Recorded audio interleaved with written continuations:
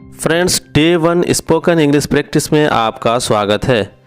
तो आज की इस वीडियो में हम ऐसे बेसिक सेंटेंसेस को सीखेंगे जो हमारे डेली लाइफ में बहुत ज़्यादा यूज़ होते हैं। जैसे आपको स्कूल जाने की ज़रूरत है, आपको बाज़ार जाने की ज़रूरत है, तुम्हें काम करने की ज़रूरत है, आपको आराम करने की ज़रूरत है, तुम्हें दवा लेने की ज़रूरत है, आपको अंग्रेज़ी सीखने की ज़रूरत है, मुझे पढ़ने की ज़रूरत है, आपको बोलने की ज़रूरत है। ये ऐसे सेंटेंसेस हैं जिसको हम रोज़ बोलते हैं और हमारे डेली लाइफ में बहुत ज़्यादा इसका प्रयोग किया जाता है। इसमें कॉमन चीज़ है ज़रूरत है, ज़रूरत है, ज़रूरत है।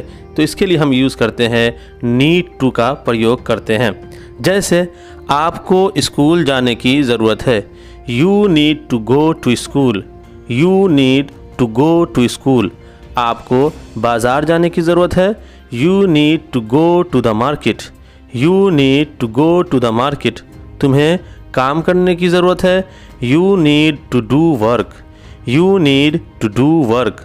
आपको आराम करने की ज़रूरत है, you need to take rest, you need to take rest.